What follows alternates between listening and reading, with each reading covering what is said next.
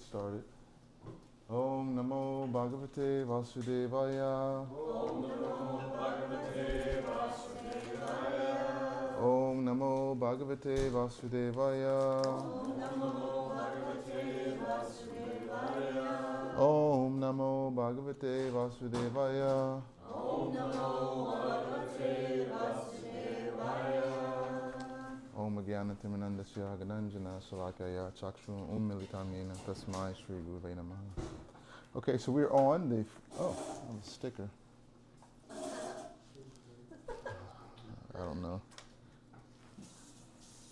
Yes, when you have kids, random things appear on your body.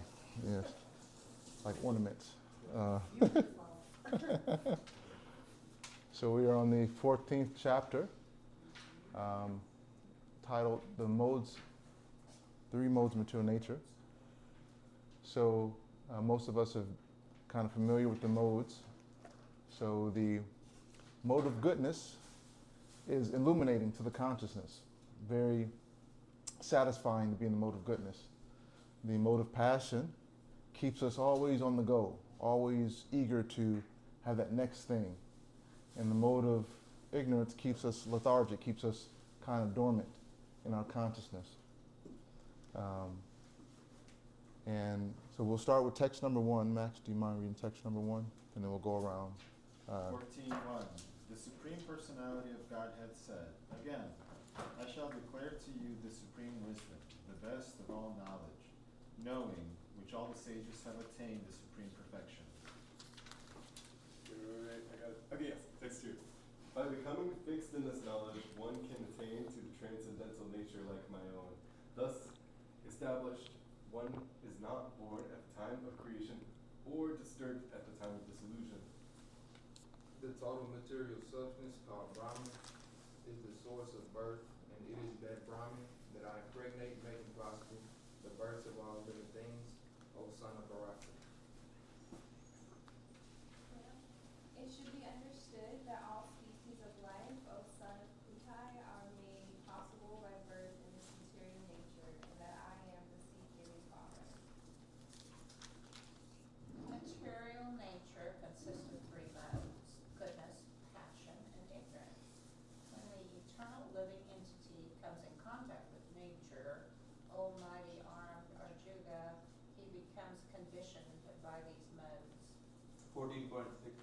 O stillness one, the mode of goodness, being purer than the others, is illuminating, and it frees one from all sinful reactions. Those situated in that mode become conditioned by a sense of happiness and knowledge. 7. The mode of passion is born of unlimited desires and longings. O son of Kunti, and because of this, the embodied living entity is bound to material fruit of actions. Text 8. O son of Bharata, know that the mode of darkness born of ignorance is the delusion of all embodied living entities. Results of this mode are madness, indolence, and sleep, which bind the conditioned soul. O son of Bharata, the mode of goodness conditions one to happiness, passion conditions one to fruit of action, and ignorance, covering one's knowledge, binds one to madness. Sometimes the mode of goodness becomes prominent, defeating the mode of passion and ignorance, O son of Bharata. Sometimes the mode of passion defeats goodness and ignorance, and at other times ignorance defeats goodness and passion. In this way, there is always competition for supremacy. The manifestations of the mode of goodness can be experienced when all the gates of the body are illuminated by knowledge. 12. O chief of Bharatas, when there is an increase in the mode of passion, the symptoms of great attachment, fruits of activity, intense endeavor, and uncontrollable desire are hankering develop. Text 13. When there is an increase in the mode of ignorance, O son of Kuru, darkness, inertia, madness, and illusion are manifested. Okay, so we're starting on text number 14 today. We'll do the Sanskrit.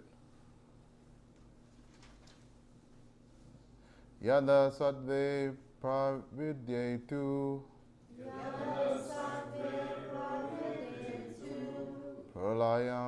yati deha brihit.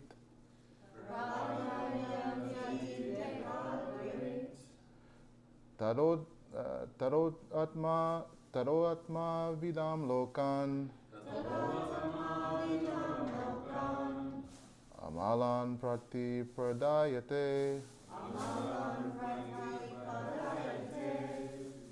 Yada sattve pravridetu. Pralayam yati dehabrit.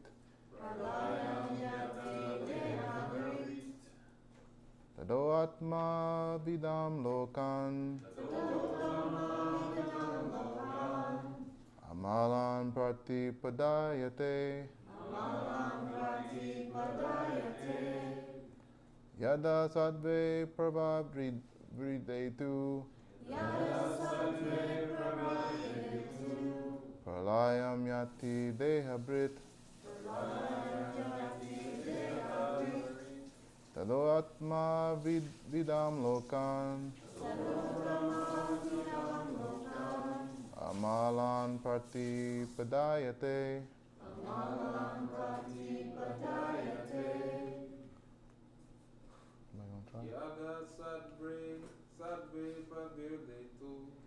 Yadva sarve pravridetu. Pralayam yati dehabrit. Pralayam yati dehabrit. Tadotama vidam lokan. Tado atma vidam lokan. Amalan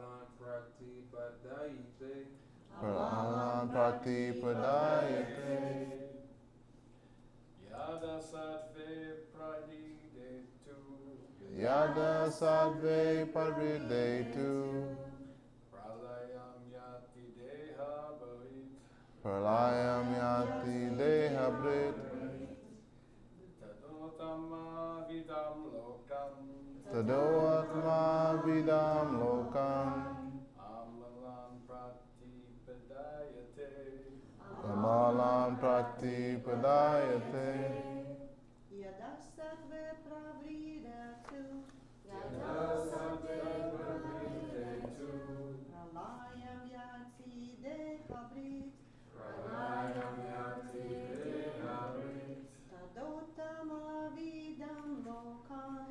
Amalan pratipadayate. Amalayam prati padayate. Yada sattve pravirdetu. Yada sattve pravridetu. Pralayam yati dehabrit. Pralayam yati dehabrit. Tadotama vidam lokan.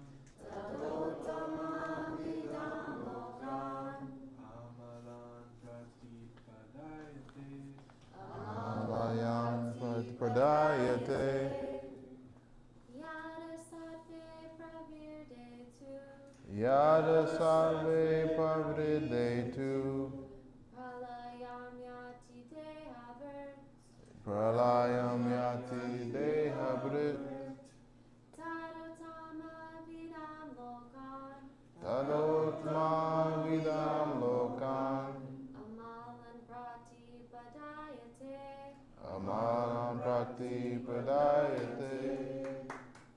Yada sattve pravirdetu. Yada sattve pravridetu. Pralayam yati dehabrit. Pralayam yati dehabrit. Tadottama vidam lokan. Tadotama vidam lokan. Amalam pratipadyate. Amalam pratipadyate. So do word for word. Yada. Yada. When. When. Sattve. Sattve. The mode of goodness. The mode of goodness. Pravirde. Pravirde. Developed. Developed. Two. But. Pralayam. Pralayam. Dissolution. Dissolution. Yati. Yati. Goes. Goes.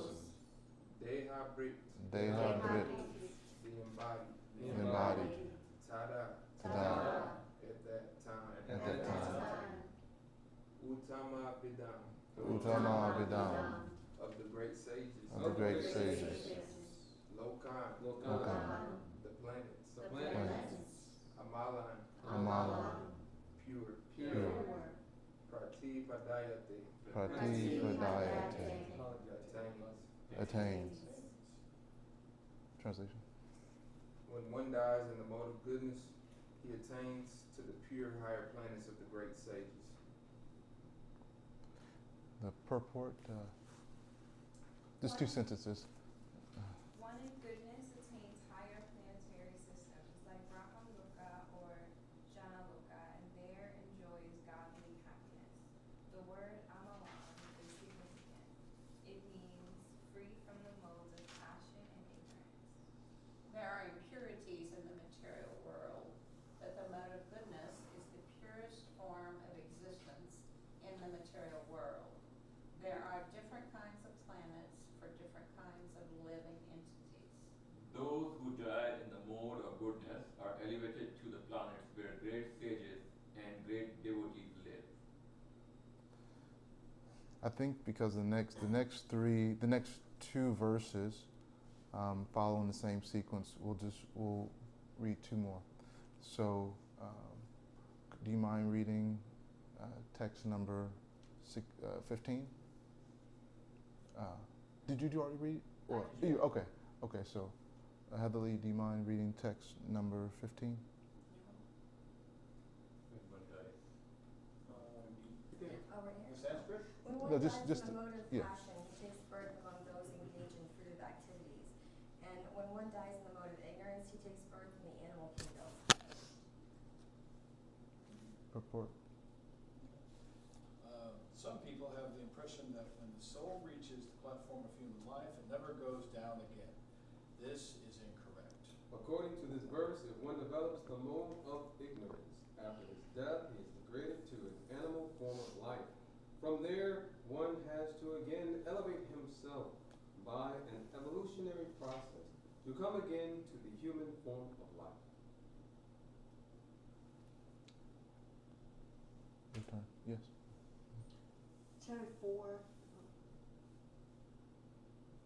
Therefore, those who are actually serious about human life should take to the mode of goodness, and in good association transcend the modes and become situated in Krishna consciousness. This is the aim of human life. Otherwise, there is no guarantee that the human being will again attain to the human status. Text 16, the results of pious action is pure, and it is to be understood that the mode of goodness, it is to be said, and is said to be in the mode of goodness, but action in the mode of passion results in misery, and action performed in the mode of ignorance results in foolishness. Purport. The result of pious activities in the mode of goodness is pure. Therefore the sages, who are free from all illusion, are situated in happiness. But activities in the mode of passions are simply miserable. Any activity for material happiness is bound to be defeated. If, for example, one wants to have a skyscraper, so much human misery has to be undergone before a big skyscraper can be built. The financier has to take much trouble to earn a massive wealth, and those who are slaving to construct the building have to render physical toil. The miseries are there. Thus, Bhagavad Gita says that in any activity performed under the spell of the mode of passion, there is definitely great misery. There may be a little so-called mental happiness. I have this house or I have this money, but that is not actual happiness. As far as the mode of ignorance is concerned, the performer is without knowledge, and therefore all of his activities result in present misery, and afterward he will be sent toward animal life. Animal life is always pleasurable, although under the spell of the illusory energy, Maya. The animals do not understand this. Slaughtering poor animals is also due to the mode of ignorance. The animal killers do not know that in the future the animal will have a body suitable to kill them. That is the law of nature. In humans, sorry, I just lost it. Where is it at? In human In human- I know, I just don't know where it's at. Oh, in human society, if one kills a man, he has to be hanged. That is the law of the state. Because of ignorance, people do not perceive that there is a complete state controlled by the Supreme Lord. Every living creature is son of the Supreme Lord, and he does not tolerate even an ant's being killed. One has to pay for it.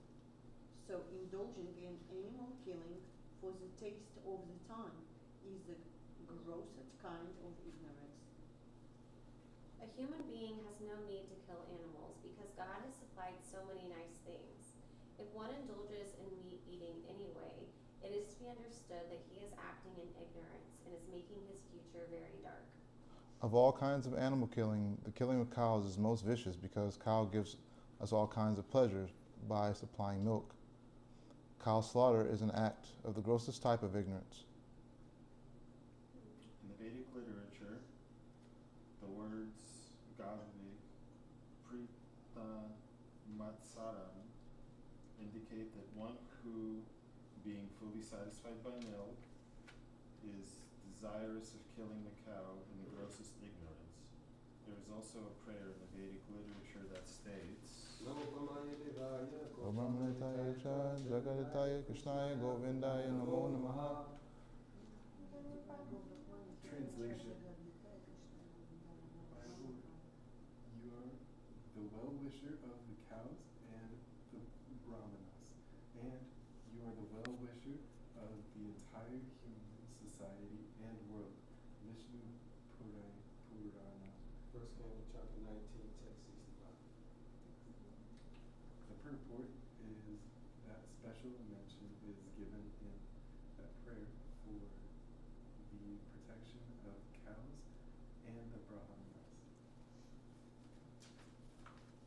Brahmanas are the symbol of spiritual education, and cows are the symbol of the most valuable food.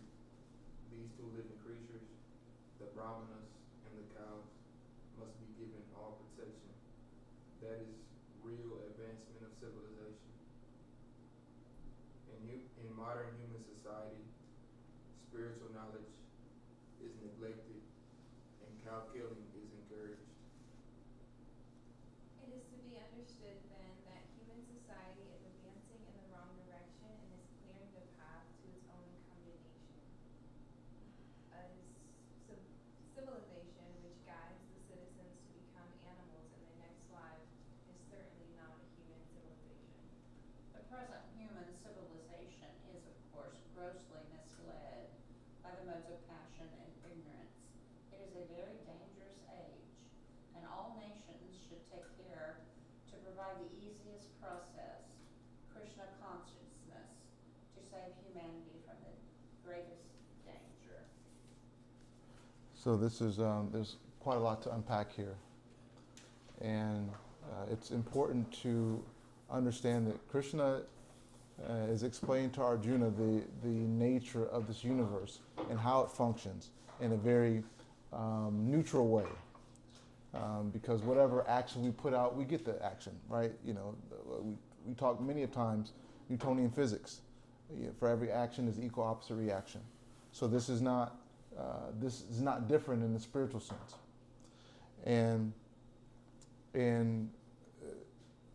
before we jump into the kind of main topic, it's important to note that these three modes of material nature are, as we talked last week, available, or they're perceived in every single thing we do in our communication style. We can speak to someone in the mode of goodness, we can speak to someone in the mode of passion, and also speak to someone in the mode of ignorance. We can clean our house in the mode of goodness, meaning we're looking under things, dusting and, or we can just only clean what can be seen, the mode of passion, or just not clean at all, the mode of ignorance.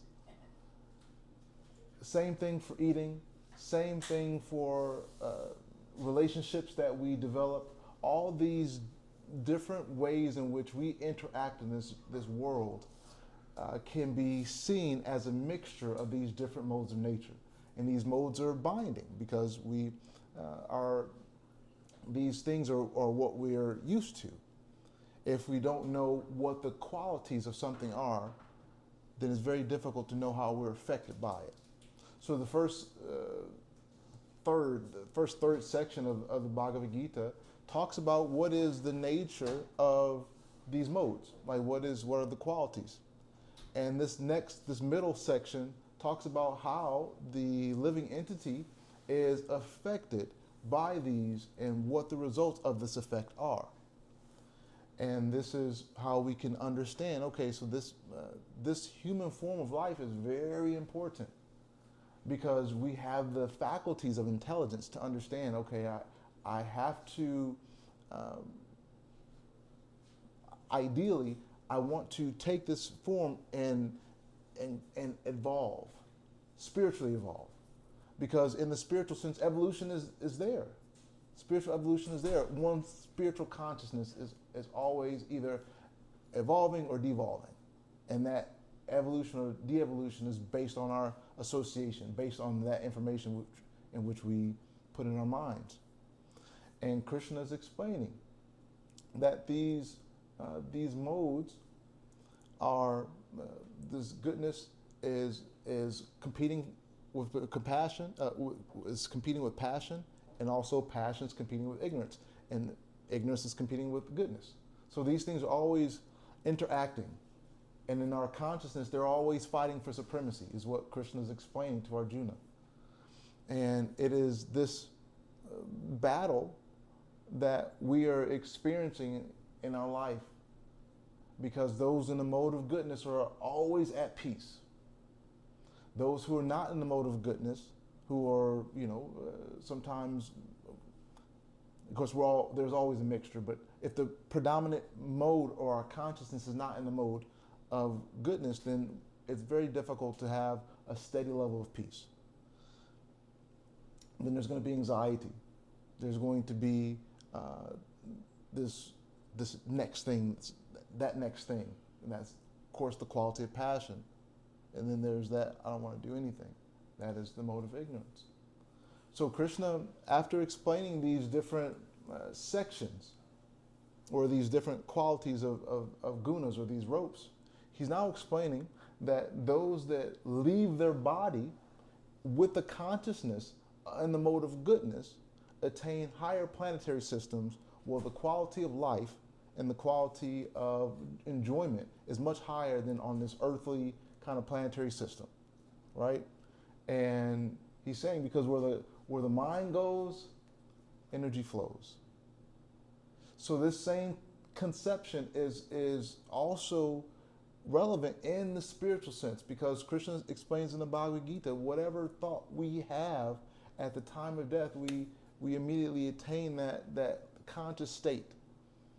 And this conscious state is dependent on how we live our life. So Krishna is saying if those who live their life and the predominating, overwhelming energy of the mind is in the mode of goodness, then they are bound to evolve. Their next physical iteration is going to be in a much more peaceful, much more, there's higher capacity for enjoyment.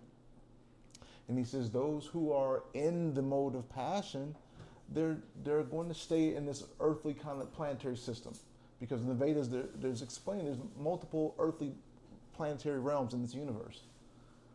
And so if a person is in the mode of passion, they're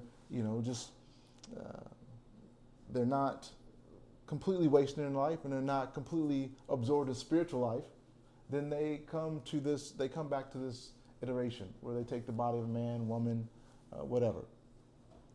And their consciousness kind of stays along that path until they come in contact with higher information that's going to tell them, hey, this thing that you're attached to, this mode of just working without without a real goal. This is going to put you back here again. There's a song, I don't know if anybody heard the song with Johnny and Willow.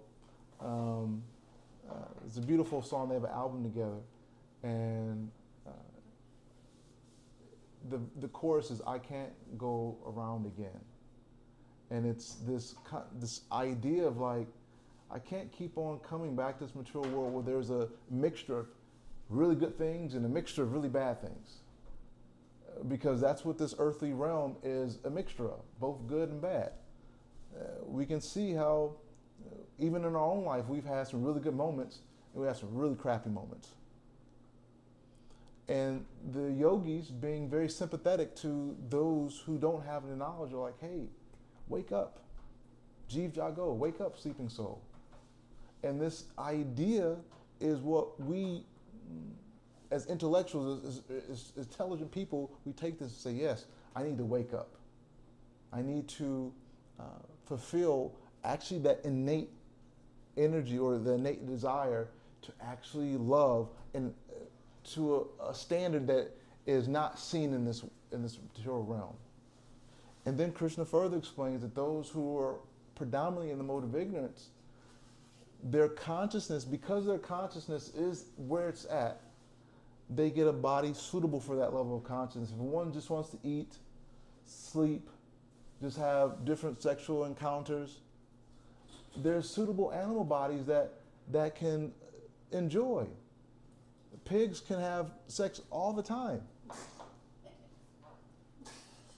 And it is this desire, you have all these different forms of stimulation, and I don't know if we talked about this before, but there's dolphins that throw on, I think it's some type of fish, is a puffer fish, and they get intoxicated off this fish. They just pass this little thing around, and they just get intoxicated, and they have fun with that. And you all can look it up. I'm not sure what kind of dolphin it is. I don't know if it's all dolphins or just a certain type of dolphin. They get. When you say intoxicated, you mean literally? Oh. Or just like they just get stimulated? Yeah, literally, like the pufferfish is poison, like Okay. poison, The quote poison unquote. But The puffer fish, yes, that's what it was. Yeah, yeah. The puffer fish. No, they actually feel something by it, so they keep doing it. So similarly, in this material realm, when we want some stimulation, of course, we have the tendency to take it to the next level. That's where this addiction comes in and all these other unfortunate side effects.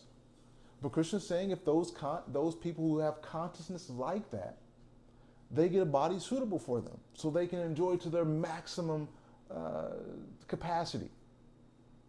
Of course, we as intellectuals, we understand that's not the kind of, I want to be happy, but not if that means I have to consciously and physically devolve into a lower species of life to enjoy that happiness. And the wonderful thing about this age of Kali Yuga, despite its quarrel, hypocrisy, all these other negative things, is that the human form of life is so short that if we can just develop some level of determination, intense determination in this lifetime, we can do wonderful things in less than 80 years, less than 100 years.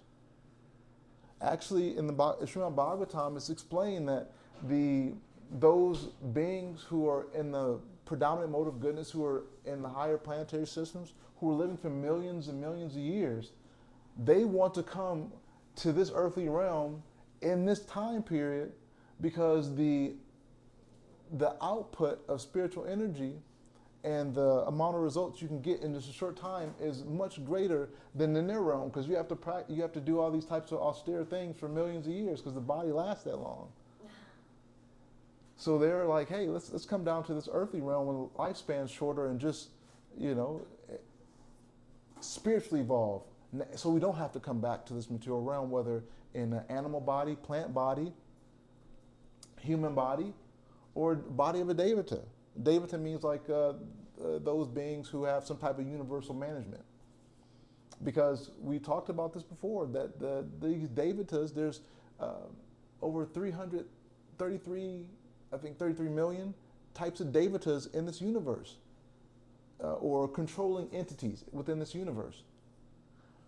And you or I could obtain this position that takes a lot of austerity, but we can attain that level where we control some aspect of nature. But Krishna says, don't even worry about this stuff. Don't even worry about these mystical abilities, being able to levitate, being able to read minds, being able to develop, make inanimate things appear, become animate. Don't even worry about these different types of perfections because they don't really matter. They're parlor tricks. So Krishna is saying, hey, do not understand what these modes are, understand how you're affected, and do your best to get out of this, unshackle yourself from these modes. So in this last verse, Krishna's explain, Srila Prabhupada, as in its commentary, is explaining that the human form of life is rare, and also there are ideal things one should put in their body, also in the mind. Because these things, especially foods, change the consciousness of what foods change our consciousness. Because what we eat becomes a part of the soul, the body for 7 years. Everything we eat, the cellular system, all the cells in the body change every 7 years. This is scientifically proven. This is also spiritually proven. So what we put in our body stays with us for 7 years. And the consciousness of the plants, the consciousness of the fish, the consciousness of the animals that we put in our body, we share that consciousness. This is why the ancient forms of spirituality are very rare to come across, because so much has been taken out.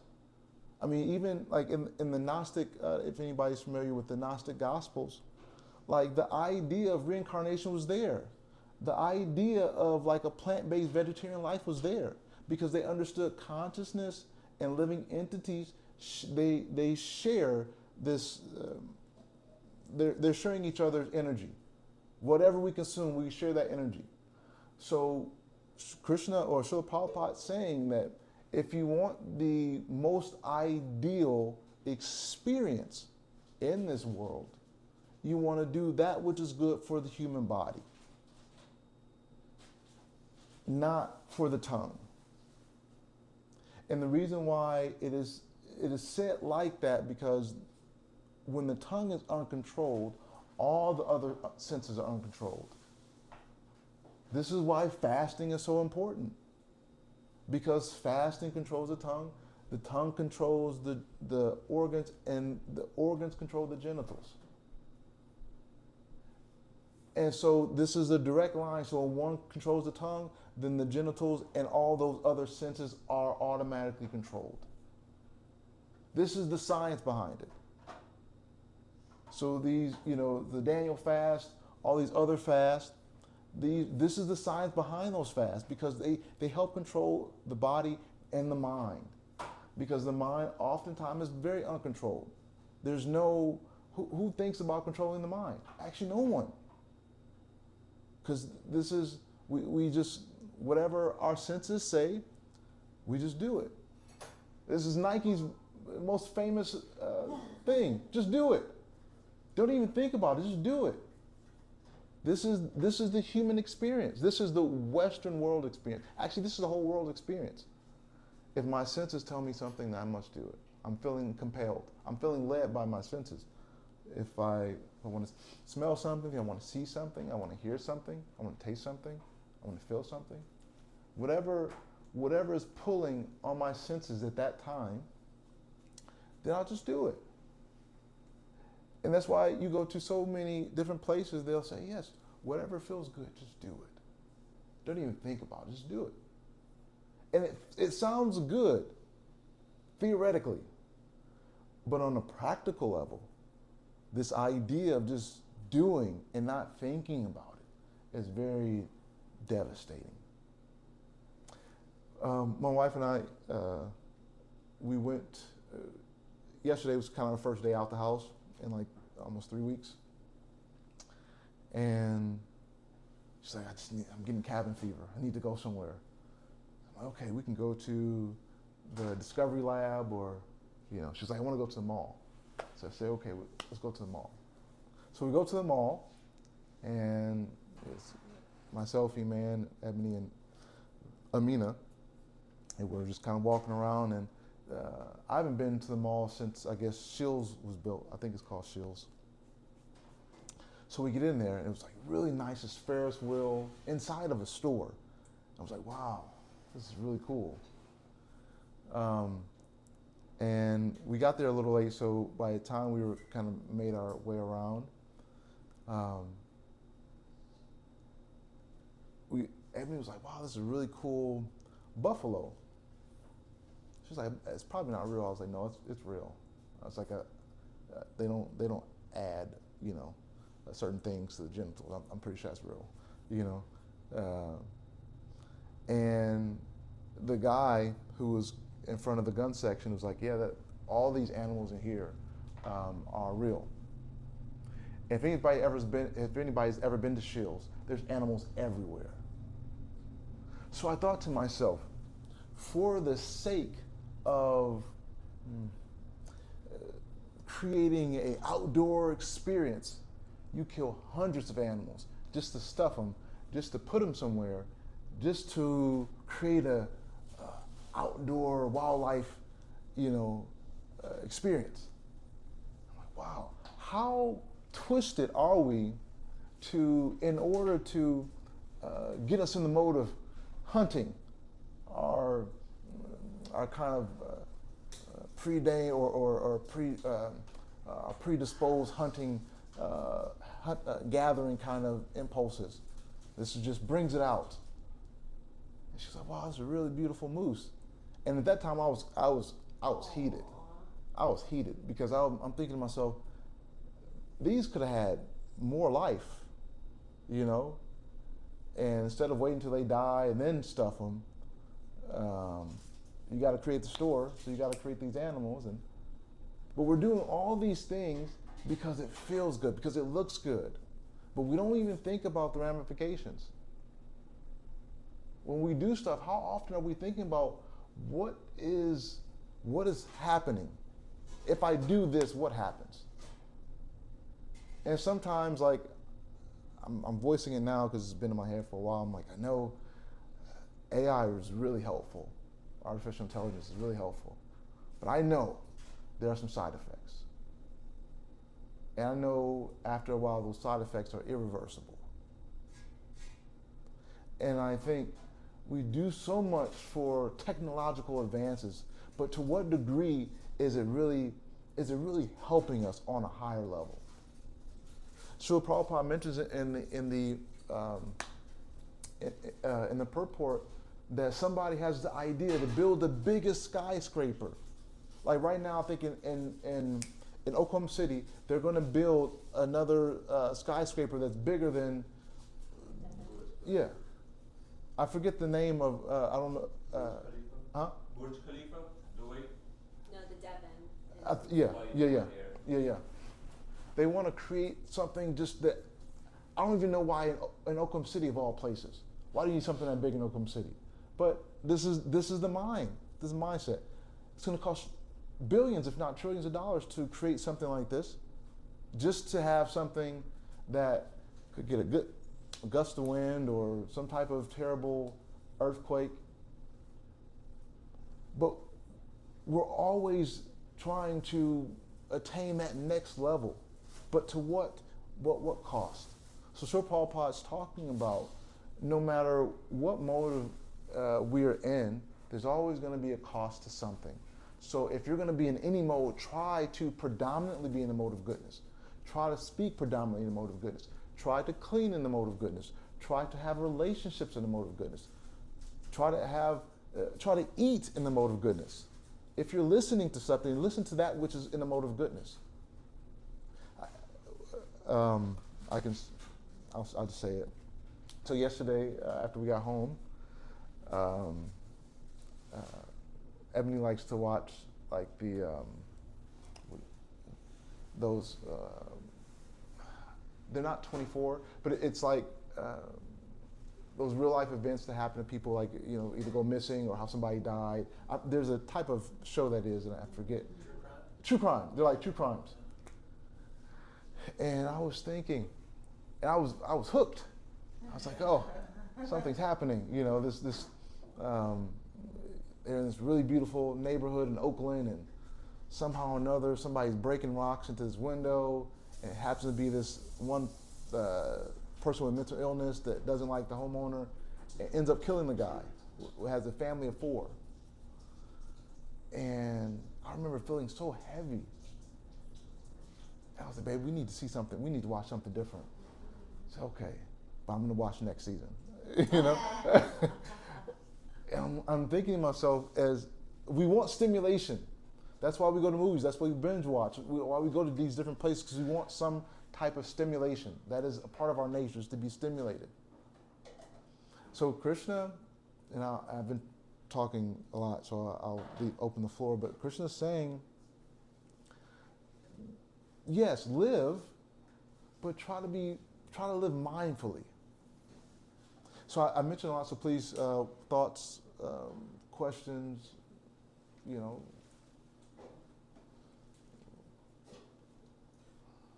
Okay, so if you're in the ignorance mode and you die, you might come back as an animal. What does plants have to do with it? Do you ever die and come back as a plant? So yes, in the Bhagavad Gita explains that there's 8.4 million species of life. And of those 8.4 million species, there's 400 humanoid types. When I say humanoid, not just these human bodies, but they're also different, may have an animal head, human body, or may just seem a little different. And these are spread throughout the universe, right? So if we die in the mode of ignorance, then we can take one of the lesser humanoid forms or go down to the animal forms. Oh. There's a photo illustration of that in here. That's if you're a butcher, or as a tiger. If somebody wants to be admired, or as a tree. So the universe is very considerate. If somebody wants to show off their body, and they may have a beautiful body and they want to show it off, the universe says, hey, if this is what your focus is, you get something that shows off his body all the time. Here, take a tree. Now you have thousands of years to show off your body. And we understand trees are conscious. Trees are living, So yes, in any species of life, if one is considered like a kind of parasite kind of person, just taking from others, then one comes back as a leech or something along those lines. So so in the yoga sense, yoga is extremely important because yoga helps us connect. That's what the word yoga means. It's to help us connect to that which is higher. So when we're practicing yoga, we're not doing it just for the poses. We're not doing it just for the breathing. We're doing it for the connection. We're doing it for higher elevation of consciousness, because we want the higher elevation of consciousness. Because if we're going to be in any of the modes, if we're going to be bound by anything, let's at least be bound by the mode of goodness. And the mode of goodness doesn't mean that, you have to be a Hare Krishna, you have to chant the Hare Krishna mantra, or you have to be a Muslim, you have to be a Christian. It doesn't mean any of that, because you can be an atheist and still be in the mode of goodness. And this is what is extremely important, because the Vedas, the Bhagavad Gita, all these supplementary texts of the Vedas, explain that one doesn't just have to believe in a God per se. You can still be a nice person, still do good things, and attain higher planetary systems. But when you add divinity to it, then then the result is actually what you want, because it's sustainable. Does that answer? Yes, thank you. Okay. So my assumption is that whether people who eat cows and animals and stuff like that? Are they just as guilty as the people that's killing it, even if you buying it from the store? So there's gradations, right? So of course the one that kills it attains the most karma, right? Because you're taking a life, right? Now, if, for example, if you're like in a place where there's no vegetables, there's nothing to eat, and all you have is animal, then you have to do that which is for the body, which sustains the body. But if you have options, then you do that which is best for the body and best for the mind. But back to your question, one who kills it gets the most karma. One who ships it gets lesser karma. One who eats it gets lesser karma. But they still get the karma because they're doing something which is not necessary for the body. So, and this creates what's called kuta, or a seed, right? And these seeds get watered, right? And when we water these particular seeds, we get a particular effect. So when we're chanting, when we're dancing, when we're reading, having this discussion, because the spiritual vibration or the frequency of this conversation is so high, it burns, it destroys these seeds at the root. However, if one knows, hey, karmically, this is not good, but continues doing it, yes, you still get the spiritual potency, but it has a lesser effect. Just like if you dilute alcohol and you're trying to clean something, if you're diluting it, the cleansing ability is still there, but it's lesser. So like a child that's being fed chicken nuggets, are they still getting some form of like slight karma? Very minimal, because you're under somebody else's protection. Yeah. And this is how, in most Western civilizations, this is what is encouraged. I mean, just like, for example, when cigarettes first started coming out and they were advertising, yes, the doctors say, yes, smoke cigarettes, they're good for you. And then decades later, like, okay, we can't say that, now we have to put warnings on it. And still people do it, despite the warning. So this Western ideology is not so beneficial for spiritual development. This is why pockets like this are very helpful, because we help understand, like, what are these things that can affect the consciousness, can affect the soul. Well, actually, the soul always unaffected, because the soul is seated as in the back. If anybody remembers the picture of the horses kind of riding riding the chariot, and these horses are the senses, because the senses are pulling us at every direction. Did I hear something? I thought I heard something. I thought I saw something. I thought I smelled something. That smells really good over there. That probably tastes really good, right? So the senses are like considered like these chariots. I mean, the horses are considered the senses. The ropes are considered the mind, and the charioteer is considered the intelligence. And if the intelligence doesn't control the mind well enough, then the senses have complete control over the body. And this is what's happening right now in our current day experience. We're all being controlled by our senses. And all these advancements in society are by people who are predominantly in the mode of passion. And it doesn't mean it's bad. It just means, what does that, after they get that goal, what are the effects on society? That's why those in the mode of goodness do things which are not just good for them, but good for everybody. Those in the mode of passion do things that are just good for them. And those in the mode of ignorance don't do any good to anybody, not even to themselves. So this is why it's like, hey, if you're gonna be in any of the modes of nature, be in mode of goodness, because at least you're benefiting society. But if we're in the mode of goodness and we're, in this room, we're cultivating this knowledge, we want to go beyond the mode of goodness. Because the mode of goodness, beyond mode of goodness, is pure goodness. And that pure goodness is how we don't have to take birth in any of the planetary systems. But we attain this unlimited, ever-increasing capacity for love. Capacity to exchange love and have that love exchange back to us exponentially and continuously exponentially increasing.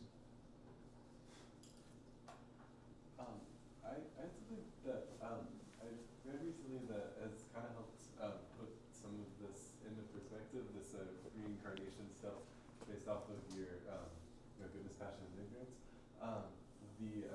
I've heard it kind of translated differently as sattva instead of goodness being lucidity, rajas, passion being action, which is pretty darn similar, and then the other one, tamas, ignorance being inertia. Mm. So it was kind of in the context of like the entire reality, like everything that prakriti, so like you have your infinite awareness, right, and then you have prakriti, which is like your reality, right? Like everything, all the material stuff is just made out of these three things, and it kind of, I guess, is making sense to me as you're describing it to say that whichever ones are more predominant in your life that you're letting be in your life, that's what reality that you'll make. Mm-hmm. So it's not necessarily that you're gonna like reincarnate into this same reality, but like in a different form. But like your reality is going to match whatever you generate, I guess. Yeah, no, that is correct. Like your current reality fits your consciousness. Yeah. However, if that reality continues, once this body can no longer, the soul can no longer inhabit the body, then you continue down this same conscious reality. For sure. And depending on how much you've accumulated in one of these gunas, you'll create a body that's suitable for that level of consciousness. So yes. Okay, cool. Yeah, I just wanted to share that. And, I mean, this is why this is a science. This is it's not like, and then Krishna nowhere in the Bhagavad Gita says just believe. Krishna never says anything like that. Because any iteration and any idea of divinity that says just do something because I said so is not adequate. Is not actually divine. But wherever that idea is, hey, I'm going to share this with you, use your intelligence to understand, and you make your decision. This is what good parenting does. You do your best to explain. After you've explained to the best of your ability, then it's your child's responsibility to do what's best. Even intelligence too is sattva, is goodness or lucidity. So we're not even free from it in our minds. Yeah, intelligence, yes, and one can use something like something that's by definition sattvic, like spiritual knowledge is sattvic. However, if we use spiritual knowledge for our own selfish intention, then that sattvic now becomes tamasic, especially if that is used to exploit someone. So you can take something sattvic and turn it, tamasic. Or you can take something tamasic and turn it sattvic. I'll tell you this really brief story and then we'll wrap up. So one of my godbrothers, another one of my guru's disciples, excuse me, it wasn't my godbrother. One of my, I guess, shiksha, somebody I take instruction by, one of his disciples, somehow or another, found himself randomly frequenting a strip club, which is definitely not in the mode of goodness. However, he was, I don't know if that was his intention, but he was getting, dances by, strippers and trying to preach to them while getting danced. And That's one way to reason some things. and somehow or another, one of the dancers liked what he said and wanted to know more. Come to find out, years later, she takes up the process of bhakti, becomes initiated, no longer doing, that form of income-making activity, but she's actually more evolved and advanced than he is. So he took something which was definitely not a mode of goodness, more a mode of passion and ignorance, because you're watching people kind of, show themselves off. And he used the knowledge he had to try to help this person. And it worked. So we can, everything we do has a certain quality. And like I said, something can be in the mode of goodness, and if the intentions behind it are not good, then that thing that's in the mode of goodness can turn into passion or ignorance, and vice versa for any other modes. We'll say last thing, and It's a 30-second testimony about myself. 5 years I've been in trying to live my life more in the mode of goodness. Here and there I waver certain things, but I've noticed in that 5-year period, it's easier to enjoy your life, to enjoy the moment, to enjoy the people around you in the mode of goodness, and not eating animals, being in the mode of goodness. It's easier, it's simpler. You more easily adopt and respect it that you appreciate it in the moments. And I think one last thing, because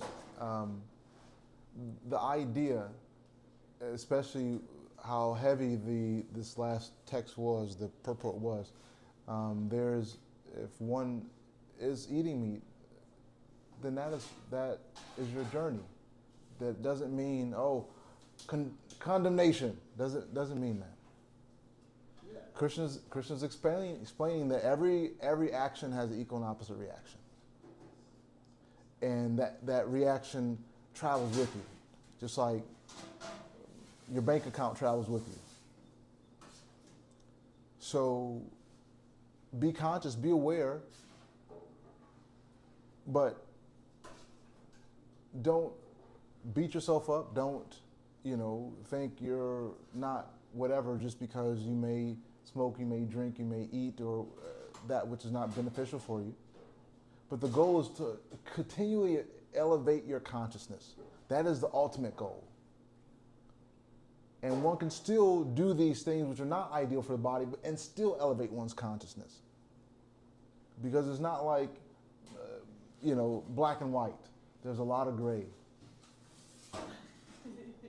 There's a lot of gray.